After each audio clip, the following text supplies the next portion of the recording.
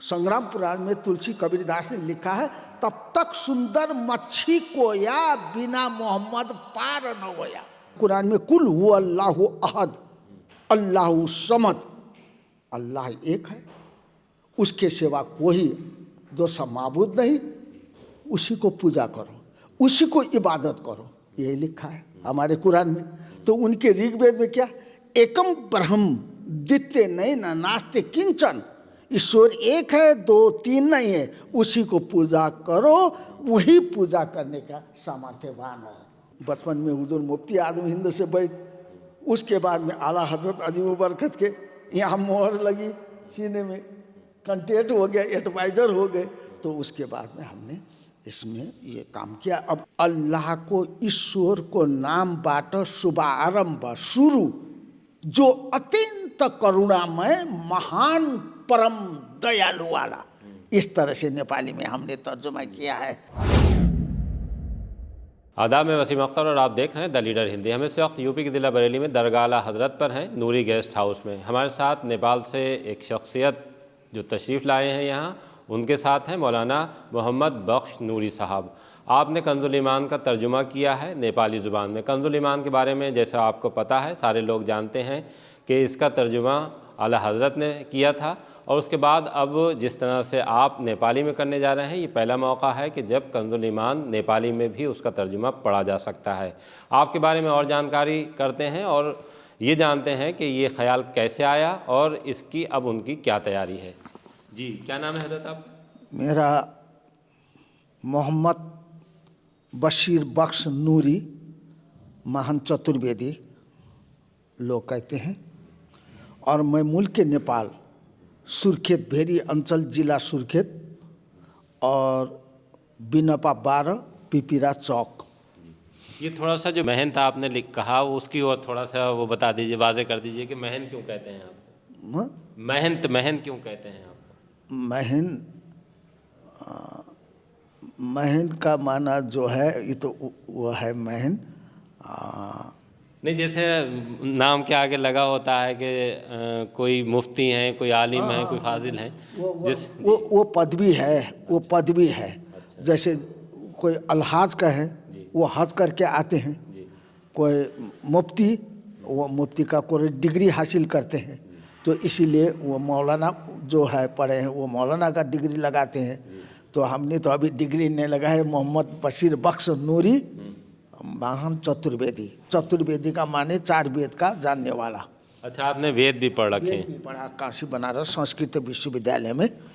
और मैं नेपाल में ऐसी जगह में मैं पैदा हूँ, पहाड़ की चोटी दैलेख, वहाँ से मेरा जब आने के बाद में थोड़ा बचपन काल था, उस वक्त हुजूर मुफ्ती आजम हिंद आपने मुझे, आपसे मैं बैत हुआ।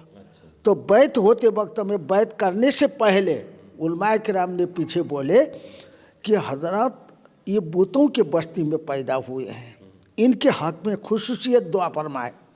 तो हुजूर मुफ्ती आजम हिंद से बैत भी नहीं हुए थे, आपने मेरे पीठ पर 3 बार धाम लगाकर कहा कि ये बच्चे मुल्क नेपाल में सबसे अव्वलिन दिन का काम यही करेगा।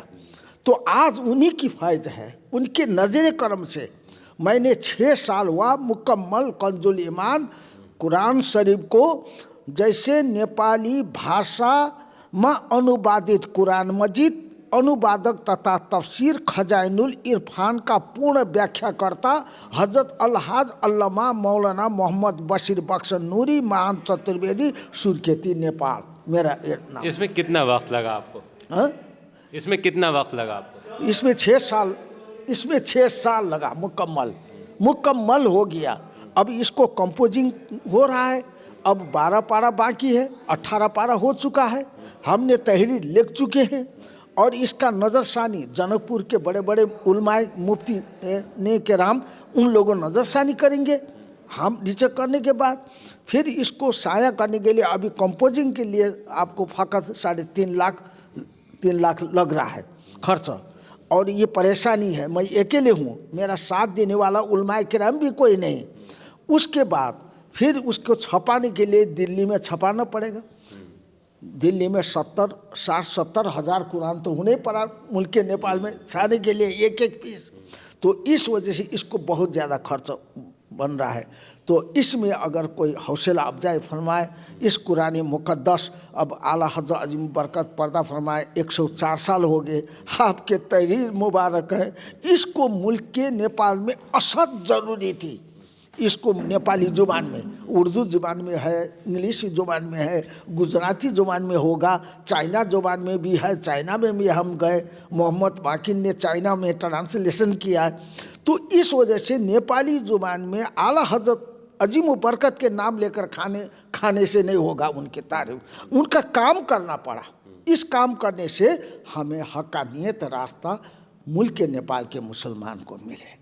और ये ख्याल कैसे आया कि आपको इसका जो कंजुल ईमान है उसका नेपाली में भी तर्जुमा किया जाए? इसको तो ऐसा जनकपुर के मुफ्ती उस्मान काजी बरकाती कादरी रजी, वो भी हुजूर मुफ्ती आज़म हिंद से बैत, वो तो अभी पर्दा फरमा गए। तो आपने बोले कि एक किताब मैले खोजे को सत्यता, उसको तहकीकात करने के लिए मैं गए थे। तो आपने बोला मैं इसको आँख मूंद करके मैं तहकीकात कर देता हूँ, लेकिन आपसे एक वादा करता हूँ। क्यों? हम लोग इतने बड़े बड़े उलमा किराम होकर कंजुल ईमान कुरान शरीफ नेपाली ज़ुबान में नहीं लिखे हैं, लेकिन आप कुरान शरीफ नेपाली ज़ुबान में लिखेंगे, लिखते हैं। आप डिग्री है, आप संस्कृत में भी है, नेपाली में भी है, आप इंग्लिश में भी है, आपको उर्दू अरबी में, आप कंजुल ईमान लिखेंगे नहीं? वादा करके हम लिखेंगे बोल के वादा किया। उसके बाद वो भी हुजूर मुफ्ती आज़म हिंद से बैत, मैं भी हुजूर मुफ्ती आज़म हिंद से बैत, हम भी नूरी वो भी नूरी, बार मिल गए। तो हौसला जज्बात उनने फरमाया, वो अभी पर्दा कर गए, 2 साल शायद हो गया होगा, वो पर्दा फरमाए। नहीं, आपको ये लगा कि जैसे हिंदी में है तो हिंदी में हिंदुस्तान के लोग पढ़ सकते हैं, उर्दू हैं तो उर्दू में मुसलमान पढ़ सकते हैं, उसी तरह जो नेपाल के रहने वाले हैं आपको ये ख्याल आया कि अब नेपाल के रहने वालों को कंजुल ईमान नेपाल की ज़ुबान में पढ़वाइए? मैं इसी ये ख्याल से कि अब मुल्क के नेपाल में, और एक तो हमने संस्कृत तो पढ़ा, मुसलमान होकर संस्कृत क्यों पढ़ा? वेद में क्या है, जैसे ऋग्वेद, यजुर्वेद, सामवेद, अथर्वा वेद, भविष्य पुराणम, कल्की पुराणम, भागवत गीता, भागवत महापुराणम, महाभारत, उपनिषद 108। तो इसी तरह से कंजुल ईमान का सही तर्जुमान आला हजरत ने फरमाया। इस तर्जुमा को गैर मुस्लिम भी तो मुताला करे, वो भी जानकारी करे कि इस्लाम धर्म में क्या लिखा है कुरान में, उनको भी जानकारी हो। और पहाड़ में रहने वाले मुसलमान है, उर्दू अरबी नहीं पढ़े हैं, तो उनको तो मुश्किल है। इसलिए कि हमने कुरान शरीफ नेपाली ज़ुबान में तर्जुमा और तफसीर सहित, व्याख्या सहित हमने जो लिखने के बाद उन लोगों अगर मुताला करेंगे तो बाखुदा इस्लाम हमेशा के लिए कायम दायम रहेगा, मजबूत रहेगा। और शायद हिदायत अल्लाह के रसूल हो तो गैर मुस्लिम भी ईमान लाएंगे। देखिए, एक बड़ा काम है कि वो कंजुल ईमान का नेपाली में तर्जुमा कर रहे हैं, क्योंकि कुरान के बारे में कहा गया है कि जब तक आप उसको अरबी के साथ जो आपकी ज़ुबान है उसमें नहीं समझेंगे, कुरान के असल मायने समझ में नहीं आएंगे, कुरान क्या तालीम देता है, कुरान क्या हिदायत देता है, तभी समझ में आएगा जब उसका तर्जुमा पढ़ा जाएगा। आला हज़रत ने कंजुल ईमान तर्जुमा लिखा था कुरान का, और उसी तरह से अब आपने एक कोशिश की है कि इसको नेपाली में लिखा जाए। लेकिन आप जिस तरह से अभी तक बातचीत कर रहे हैं उससे आपके बारे में भी हमारे जानने की दिलचस्पी बड़ी है, क्योंकि आप महेंद्र चतुर्वेदी अपने नाम के आगे लगाते हैं और चारों वेद भी आपने पढ़े हैं। जाहिर सी बात है कि ये जो सुनने वाले हैं उनके लिए भी ये जानकारी होगी कि आखिर आपने वेद कैसे पढ़े, आपकी तालीम कहाँ हुई है, और आप अगर महेंद्र चतुर्वेदी लिखते हैं तो उसके लिखने के पीछे का क्या मकसद है। जैसे अगर हम जानना चाहें आपके बारे में थोड़ा और, तो आपकी शुरुआती, जैसे पैदाइश आपकी नेपाल की ही है, फिर उसके बाद तालीम हिंदुस्तान में कैसे हुई आप? और मैंने सबसे पहले, और मेरी मूँछ भी नहीं निकला, दाढ़ी भी नहीं थी, तो उस वक्त काशी बनारस संस्कृत विश्वविद्यालय में गए, वहाँ तालीम हासिल किया। तालीम वहाँ एडमिशन लिया, तालीम क्लास में लिया? जी हमने पहले प्रथम शुरू से लेकर हमने एमए पास किया। थोड़ा सा ये और वाज़ेह कर दें, स्पष्ट कर दें कि जैसे आप तालीम लेने के लिए काशी बनारस विश्वविद्यालय कैसे पहुँचे थे? हम इसलिए कि नहीं, नेपाल से आए थे आप। नेपाल से वेद तो एक ज्ञान है, इल्म है, तो ये कैसे तरीका से इसमें क्या रखा है, तो हमें उत्सुक हुआ। तो कहा कि इस्लाम धर्म के लिए हकीकत वेद में पूरा यकीनन लिखा है। इसलिए अब यहाँ कुरान में कुल हु अल्लाहु अहद अल्लाहु समद, अल्लाह एक है, उसके सिवा कोई दूसरा माबूद नहीं, उसी को पूजा करो, उसी को इबादत करो, यही लिखा है हमारे कुरान में।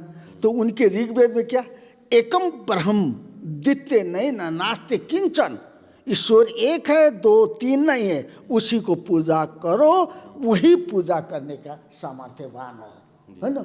तो इसलिए वहाँ पर इस्लाम धर्म के बहुत चीज़ है, हाँ वहाँ बहुत चीज़ है। तो हमने उसको पढ़ा, फिर उसके बाद में हम नेपाली इंग्लिश काठमांडू में पढ़ने गए और उसमें भी इल्म हासिल किया। फिर उसके बाद में आखिर में मैंने इस अरबी उर्दू पढ़ने के लिए जामिया गाजिया सईदुल उलूम बड़ी तकिया बहराइच शरीफ में पढ़ा। इसलिए सब इल्म थोड़ा थोड़ा पढ़ने के बाद तब तो हमने कंजुल ईमान कुरान शरीफ नेपाली जुबान में लिखा, राष्ट्रीय नेपाली भाषा में लिखा। और हमको जो जनकपुर के उलमा किराम बैठ के अशरफिया मुबारकपुर से पढ़े हुए, उन लोगों ने मुझे इनाम भी दिया, उन लोगों ने इनाम अखरत दिया, हौसला अफजाई हुआ। अगर कल हम मर जाएंगे तो हमारे अहले सुन्नत जमात के उलमा किराम का शान तो होगा, शौकत तो होगा नेपाल में। हाँ, इस वजह से हमने ये तालीम हमने किया। एक तो फिर हम बचपन में हुजूर मुफ्ती आजम हिंद से बैठ, उसके बाद में आला हजरत अजीब बरकत के यहाँ मोहर लगी, सीने में कंटेक्ट हो गया, एडवाइज़र हो गए। तो उसके बाद में हमने इसमें ये काम किया। अब इसको परेशानी है, अखराजात के लिए परेशानी है। चलिए इंशाल्लाह पूरी हो जाएगी। अभी आपकी कितनी उम्र होगी? मेरी 72 साल की उम्र है। 72 साल की उम्र है और मैं 6 साल तक आँख में चश्मा न पहनकर मैंने सारी देखिए, मेरी तहरीर देखिए ना, पहले पुराने ज़माने की तहरीर ये इस तरह से लिखी है हमने। तो आपका ज़रिया मुआश क्या है? मेरा कुछ भी नहीं, मेरा एक लड़का है मोहम्मद आशिक बख्श कादरी, वो है मेरा, और लड़का नहीं, एक ही लड़का है। मेरे जरिया मास कोई व्यापार बिजनेस भी नहीं, मैं रातों दिन इसमें, और जाता हूँ तो पहाड़ में पूरा अहले सुन्नतुल जमात मसले के आला हजरत के झंडा लहरा रहा हूँ जी। इस तरह से मैं काम दीन का काम। थोड़ा सा आपसे ये भी जान लेते हैं, जैसे इस्लाम को मॉडर्न मज़हब कहा गया है, तो जो आपने वेद पढ़े हैं, चारों वेद पढ़े हैं, उसमें इस्लाम को लेकर किस तरह से जिक्र आया है? इस देखिए वेद में क्या है, वेद में वैदिक सनातन शाश्वत धर्म बोलते हैं, ये अरबी में हुआ। नमाज का शब्द संस्कृत में है और इबादत अरबी में है। तो ये वैदिक सनातन आदिम नेपाली में, आदिमनु संस्कृत में, आदम अलैहिस्सलाम अरबी में। ये जगत पिता आदम अलैहिस्सलाम श्रीलंका में अवतरित हुए, नाजिल हुए, आए।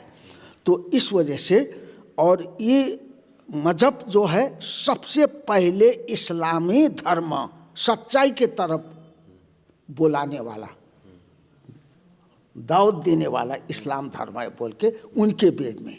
अब यजुर्वेद के 31 अध्याय में लिखा है, वेदामेतन पुरुषम महांतम महादित्य वरतमसम परस्तातम वो विदिदवाति मृत्यु म्याति नान एन पंथा ये विदते एनाए। अहमदम नामी मोहम्मदम नामी संदेष्टा पैगंबर इस धरती में पधारेंगे और वो जो रास्ता बताएंगे उस रास्ते पर चलने वाले सारी हमेशगी सदा सर्वदा स्वर्ग में रहेंगे, जन्नत में रहेंगे। उस रास्ते छोड़कर दिगर रास्ता चलने वाले वो भी हमेशगी सदा सर्वदा नरक जहन्नम में रहेंगे। क्लियर कट कर दिया। ला इलाहा हरने पापन इल्ला परम वेदम, तू चाहे स्वर्ग नामे जपे मोहम्मद। और तुलसी संग्राम पुराण में तुलसी कबीरदास ने लिखा है, तब तक सुंदर मच्छी को या बिना मोहम्मद पार न होया। क्लियर कट है। आज मुसलमान नूर उजाला ज्योति वाला रोशनी वाला कुरान हदीस पाते हुए बिखर रहे आपस में, बिखर रहे, क्योंकि इन हुजूर मुस्तफ़ा सल्लल्लाहु अलैहि वसल्लम के निजामत कानून गैरों के हाथ में गया। आज हम लोगों को कमज़ोर हो रहे हैं, इसलिए हम लोगों को ज्ञान, इस ज्ञान को देना सब जरूरी, असद जरूरी है। तो नेपाली में कंजुल ईमान आला हजरत कैसे लिखे, तो क्या लिखे, बिस्मिल्लाहिर्रहमानिर्रहीम। अब इसको नेपाली में करना पड़ेगा। उर्दू में तो अल्लाह के नाम से शुरू, जो न्यायत मेहरबान और रहम वाले।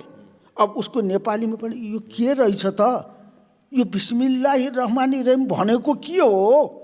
अगर कोई गैर मुस्लिम सम्बन्धी तो अल्लाह को, ईश्वर को नामबाट शुभारंभ, शुरू, जो अत्यंत करुणामय, महान, परम दयालु वाला, इस तरह से नेपाली में हमने तर्जुमा किया है।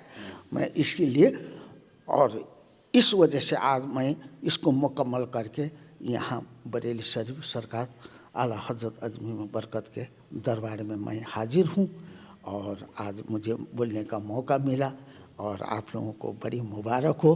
देखिए, न सिर्फ आपने एक बड़ा काम किया है बल्कि आपके ख़यालात भी बहुत अच्छे हैं। अब जिम्मेदारी इस उम्मत की है।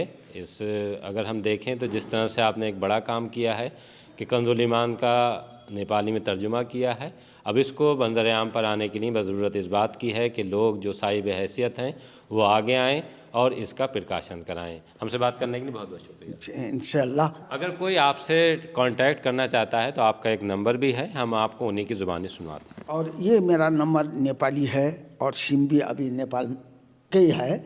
और करना चाहें तो नेपाल जैसे कोड नंबर लगाना पड़ेगा 98 470 786 92, 98 470 786 786 92 92 786 92 मेरा नंबर है, मोबाइल नंबर है।